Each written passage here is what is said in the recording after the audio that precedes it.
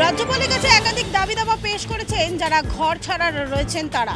গতকালই রাজ্যপাল সিভি আনন্দ বোসের সঙ্গে তারা দেখা করতে যান এবং তারই সঙ্গে ছিলেন সুকান্ত মজুমদার। তারই সঙ্গে একাধিক যে দাবি, সেই দাবি যেরকম রাখা হয়েছে, তাদের দাবি দাবা রাখা হয়েছে, তারই সঙ্গে 5টি লিখিত দাবি জানানো হয়েছে।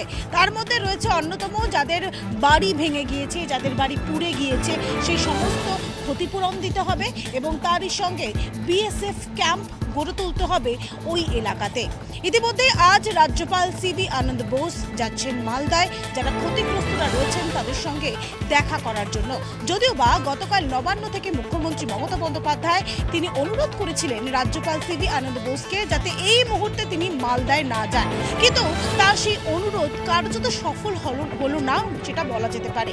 এই মুহূর্তে মালদা যাবেন সিভি আনন্দ বোস এবং যে সমস্ত ক্ষতিগ্রস্ত পরিবার রয়েছে তাদের সঙ্গে কথা বলবেন রাজ্যপাল।